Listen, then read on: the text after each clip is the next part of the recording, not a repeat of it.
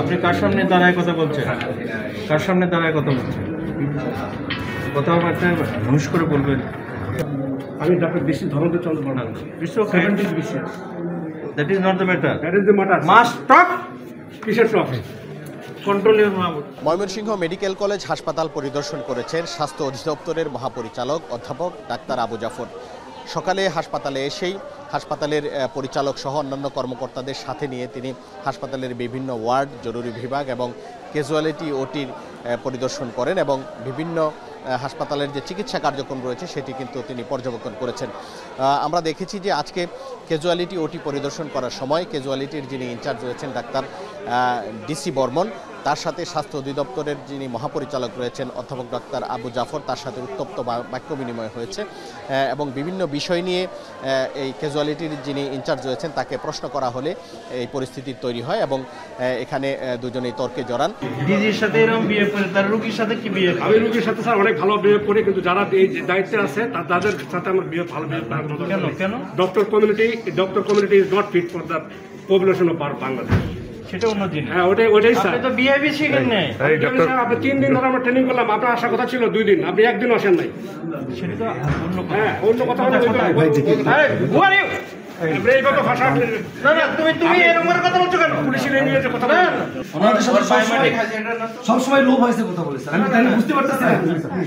অনেকটা ক্ষুব্ধ হয়েই কিন্তু স্বাস্থ্য অধিদপ্তরের যিনি মহাপরিচালক তিনি এই ক্যাজুয়ালিটির ওটির সামনে থেকে তিনি স্থান ত্যাগ করেন এবং আমরা কথা বলেছিলাম যিনি ডাক্তার ডিসি বর্মন, তিনি যেটি বলেছেন আসলে তার দীর্ঘদিনের ক্ষোভ এবং অন্যায়ভাবে তাকে প্রশ্ন করায় তিনি কিন্তু এই তর্কে জড়িয়েছেন এবং তিনি যেটি বলেছেন যে স্বাস্থ্য ব্যবস্থার যে অনিয়ম দুর্নীতি রয়েছে এটির একটি প্রতিবাদের অংশ হিসেবেই কিন্তু তিনি আজকে স্বাস্থ্য অধিদপ্তরের মহাপরিচালকের সাথে এই কথাগুলো বলেছেন। আমার কিন্তু চাকরি বেশি দিন নাই, আমি মানে আর 1 বছর পরে আমি পিআরএলে চলে যাব, কারণ আমি অনেক সিনিয়র। 2013-তে আমি এমএস করছি, আমাকে 2025-এ অ্যাসিস্ট্যান্ট প্রফেসর বানাইলো।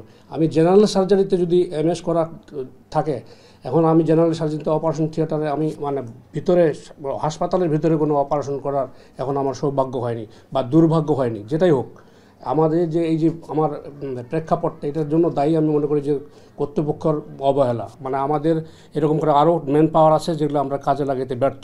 পেডিয়াট্রিক সার্জনদের সুযোগ সুবিধা বৃদ্ধি করার জন্য এবং হাসপাতালে যেন শিশু সার্জারির যে বিষয়গুলো রয়েছে সেগুলো যেন আরও ভালোভাবে করা যায়, সেজন্য তাদের স্বাস্থ্য অধিদপ্তরের যে পরিকল্পনা সেই পরিকল্পনার কথা তিনি বলেছেন এবং আমরা কথা বলেছিলাম স্বাস্থ্য অধিদপ্তরের মহাপরিচালকের সাথে, তিনি আমাদের সাথে কথা বলেছেন এবং ময়মনসিংহ মেডিকেল কলেজ হাসপাতালের যে সামর্থ্য রয়েছে তার 4 থেকে 5 গুণ রোগী এখানে চিকিৎসা নিতে আসেন এবং প্রায় 4 গুণেরও বেশি রোগী সবসময় এখানে ভর্তি থাকেন এবং আউটডোরে যারা চিকিৎসা নেন তারও সক্ষমতার চেয়ে অনেক বেশি এবং এই সমস্যার সমাধান করার জন্যেও কিন্তু আমরা প্রশ্ন করেছিলাম।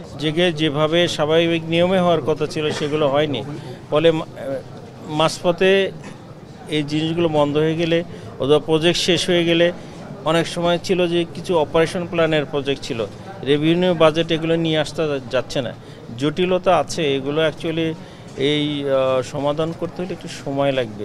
আসলে আমাদের জনসংখ্যার তুলনায় আমাদের অবকাঠামো এটা অ্যাকচুয়ালি কমতি আছে। এই হাসপাতালের বেড সংখ্যা 840 না 1000 অফিসিয়ালি স্যার, কিন্তু এখানে 840-এর মতো আছে, কিন্তু রুগী 3500-এরও বেশি, তার মানে 4 গুণেরও বেশি রুগী আছে। এই দৃশ্যগুলো অ্যাকচুয়ালি সব হাসপাতালগুলো প্রায় একই রকম, তো আমাদের হাসপাতালের সংখ্যা বাড়াতে হবে। তিনি যেটি বলেছেন যে আগের সময়ে প্রয়োজনীয় অপ্রয়োজনীয় অপরিকল্পিতভাবে অনেক হাসপাতাল করার সিদ্ধান্ত নেওয়া হয়েছিল, সেগুলো পর্যালোচনা করা হচ্ছে এবং যে জায়গায় হাসপাতাল প্রয়োজন সেই জায়গায় ঠিক সেই হাসপাতালগুলো প্রতিষ্ঠিত হবে এবং এগুলো এ বিষয়ে কিন্তু তারা কার্যকর পদক্ষেপ গ্রহণ করেছেন। স্বাস্থ্য অধিদপ্তরের মহাপরিচালক এই হাসপাতাল পরিদর্শন এবং সেমিনারে অংশগ্রহণ করার পর তিনি ঢাকার উদ্দেশ্যে রওনা দিয়েছেন। তো এই ছিল আমার কাছে ময়মনসিংহ মেডিকেল কলেজ হাসপাতাল থেকে সর্বশেষ।